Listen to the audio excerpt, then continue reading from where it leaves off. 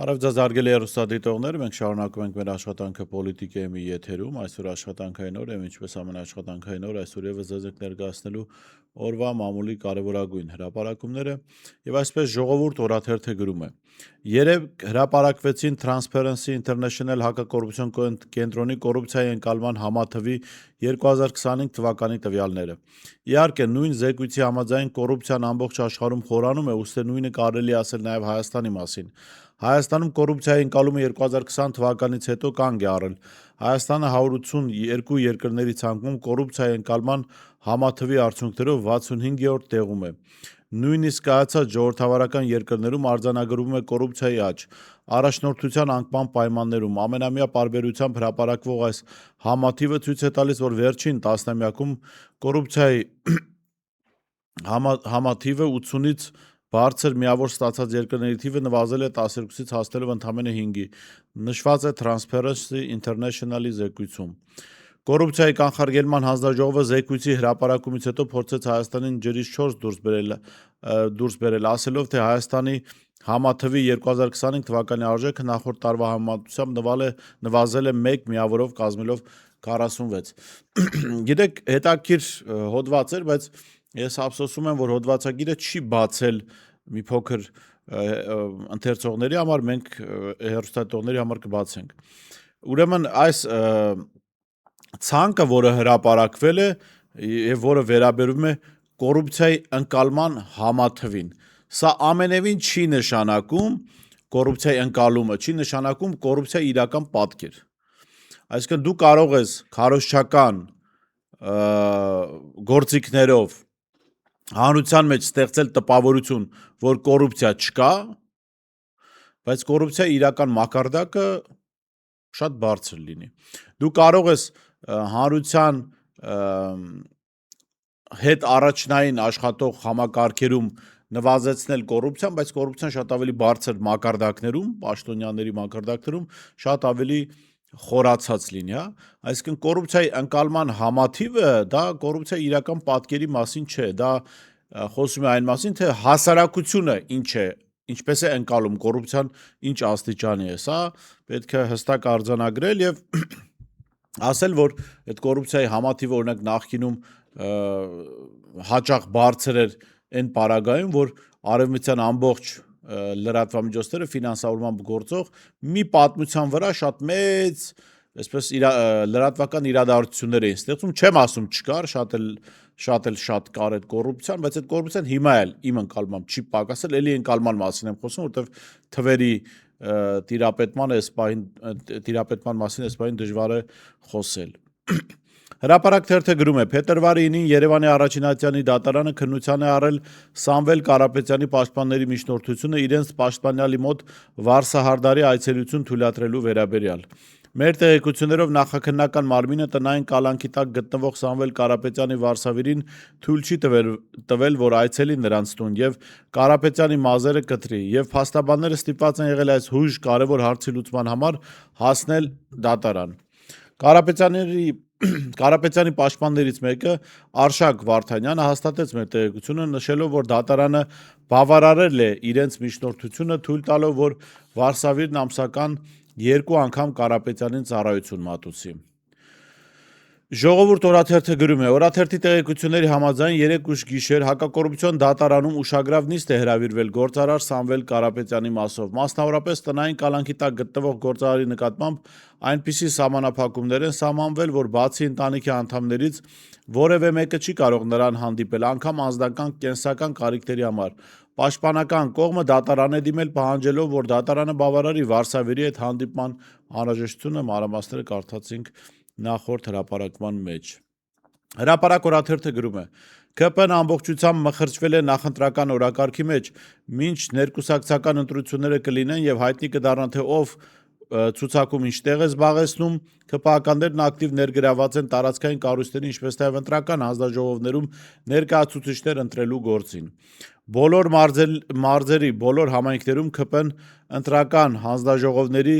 ձիգ թեկնածուների է ներկայացնում կուսակցության աշխատակազմին, որը կկայացնի վերջնական որոշում եւ թեկնածուների անունները կներկայացվեն կենտրոնական ընտրական հանձնաժողով։ Ինչպես հայտնի է, օրենքով սահմանվում է, որ խորհրդարանում ներկայացված ուժերը երկուական թեկնածու կարող են առաջադրել ընտրատարածքային ընտրական հանձնաժողովներում եւ չնայած ՔՊԱ-ների շարքերում դեռ իրենց ճակատագրի հարցով խորը անորոշություն է եւ հայտնի չէ, ով կլինի ցուցակի անցողիկ տեղում, ով ոչ, սակայն մեր աղբյուրի վստահեցմամբ բոլորն անխտիր եւ անմնացորդ ներգրավված են նախընտրական պրոցեսներում։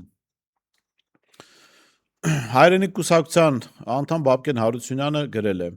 Հավատալու է, որ ԿՊ-ն կտուգանի իր բազմաթիվ պաշտոնյաների անդամների կփակի ֆեյքերի պոակն ու ֆաբրիկաները։ Դժվար է դրան հավատալ եւ պետք չէ հավատալ, քանի որ մեր երկրում ավանդաբար օրենքները հիմնականում ընդդիմադիրների եւ շարքային քաղաքացիների համար են։ Այսպիսով իշխանությունը նախագիծ է մշակում, ըստ որի տուգանվելու են համացանցում հայոյանք ատելություն խոսք գրողները, իսկ ովքեր են հայոյանքի եւ ատելության զանգվածային տարածման հիմնադիրները։ Այո, իշխանությունները։ Ինչ է, Նիկոլը պայքարելու է Նիկոլի դեմ, հետեւաբար այժմտրություններից առաջ իշխանությունը եւս մեկ օրենք է ուզում ընդունել, որը կդառնա ֆինանսական ճնշման մահակ ընդդիմադիրների համար, հաշվի առնելով վարչական եւ դատական համակարգերի իշխանության կողմից փալասի պես օգտագործելու դառը փորձը։ Թեմայի վերաբերյալ իհարկե համաձայն եմ Բաբկեն Հարությունյան, ինչու որովհետեւ նախընտրական այս process-ում բերվում է նման նախագիծ եւ չեն ուզում դատական process-ներով անցնել, այսինքն ժամանակ չկորցնել դրա վրա եւ ցանկացած ընդդիմադրի խոսք կարող է որակվել որպես ատելության խոսք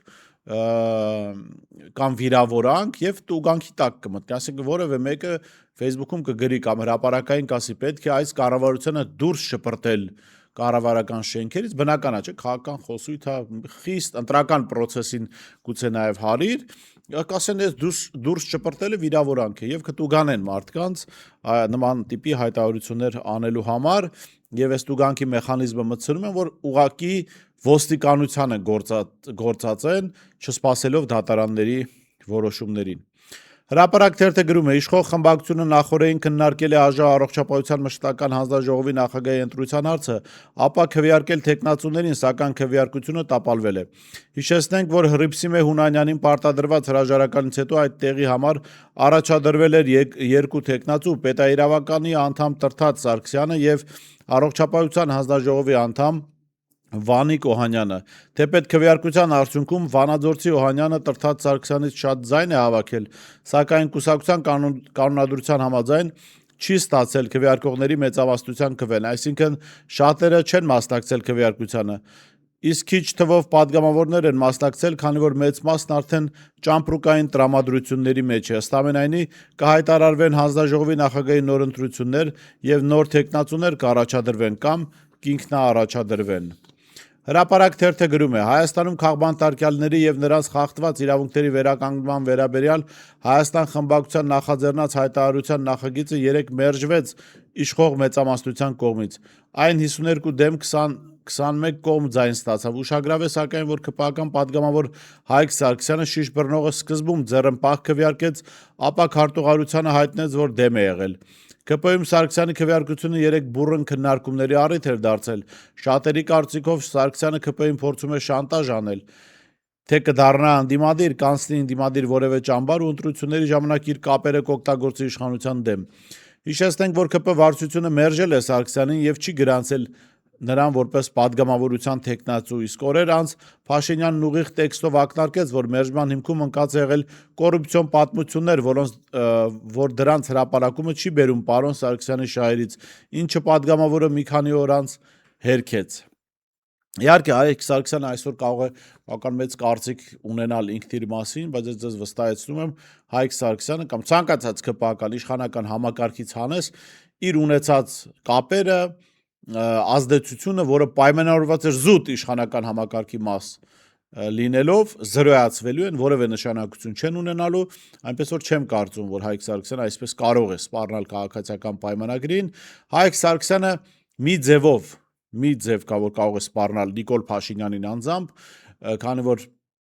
շատ երկար տարիներ Փաշինյանի կողքին է եղել, ինքը կարող է սպառնալ Փաշինյանին, որ հանրության դատին կհանձնի այն տեղեկությունները, որին ինքը տիրապետում է։ Սա միակ անելիքն է, որ կարող է անել Հայկ Սարգսյանը, թե չէ ձայն հավաքել ընդդիմադիրների համար, այդ ազդեցությունն ու լծակները ոչ մի բան են, որևէ դերակատարում չեն ունենալու, երբ որ մարդիկ հասկանան, որ ինքը իշխանության հետ կապ չունի։ Հայկ Սարգսյանը ինքը իրենով մինչև 18 թվական այնպես չէր, որ հեղինակություն էր, մարդիկ ճանաչում էին իրեն, չգիտեմ, ազդեցություն ուներ,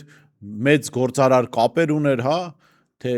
կրիմինալի հետ են շատ կապում, մեծ կրիմինալ կապեր ուներ, որ հիմա էլ այդ կապերը իշխանությունից դուրս էլ կարողանա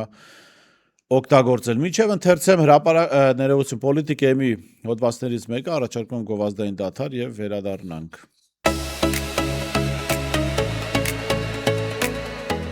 Հետևիր սրտիդ ձայնին, այն քեզ ուզում է տանել անհայտ հեռուներ, վայելիր աշխարհի չքնաղ քաղաքներն ու արևոտ լողափերը նոր զգացողություններով, նոր համերով։ 2026-ը թող լինի հույսերի, մոտիվացիայի, նպատակների իրագործման տարի։ Եվ հիշեք, ամեն ինչ սկսվում է մեկ որոշումից։ Նոր տարին գալիս է նոր հնարավորություններով ու արկածներով։ Քո հաջորդ արկածը մեկ թռիչքի հեռավորության վրա է։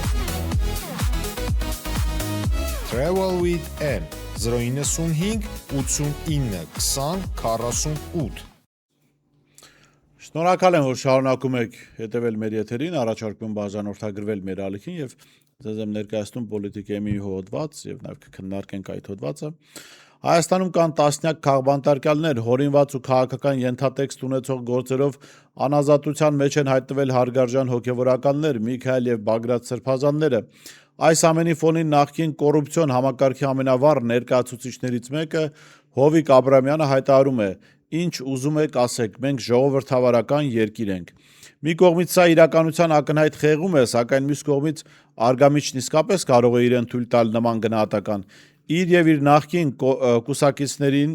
կուսակիցների տարիներով կուտակած սխալներն ու չարաշահումները շահարկելով Փաշինյանը հասավ իշխանության կամ հասցվեց իշխանության։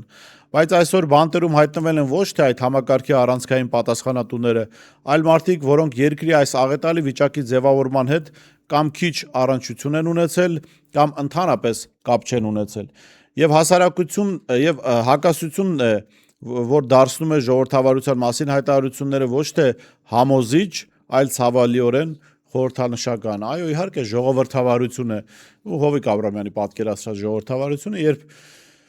իրենց արածները շահարկելով իշխանության եկածներ, իրենց պահում են ազատության մեջ, բայց բանտարկում են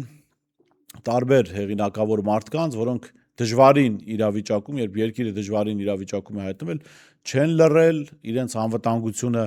վտանգելով, արել են հայտարարություններ, հնչեցրել են մտքեր եւ այդ մտքերը այնքան հանրային աջակցություն են ունեցել, որ իշխանությունները ստիպված են եղել հակաօրինական ճանապարհներով մեկուսացնել այդ մարդկանց։ Իհարկե ժողովրդավարություն է իրենց ընկալմամբ, երբ իրենց սխալների պատճառով իշխանության բերված Նիկոլ Փաշինյանի օրոք իրենք շարունակում են բիզնեսներ ունենալ, շարունակում են բարգավաճել եւ նոր ձեռքբերումներ ունենալ, նաեւ Հայաստանի սահմաններից դուրս։ Էլ ավելի ժողովրդավարական կլինի, եթե հաստատվեն այն լուրերը, որ Արարատի մարզում Հովիկ Արգամիչը ԿՓ-ի, այսպես ասած, գաղտնի շտաբի համակարգողն է լինելու կամ շտաբի գաղտնի համակարգողը, քանի որ ընտրությունների կազմակերպման իշխանության համար ընտրությունների կազմակերպման մեծ փորձ ունի, այդ փորձը կներդրվի, որպեսզի Արարատի մարզում քաղաքացիական պայմանագիրը կարողանա հաղթել։ Եթե քաղաքացիական պայմանագիրը կարողանա հաղթել, որպես ժողովրդավարությանը աջակցած խիստ ժողովրդավար մարդու Հովիկ Արգամիչի առաջ վստահաբար նոր դռներ եւ հորիզոններ կբացվեն, այս անգամ արդեն Նիկոլ Փաշինյանի հովանու ներքո։ Այսօր այսքանն էինք նախատեսել, կհանդիպենք վաղը։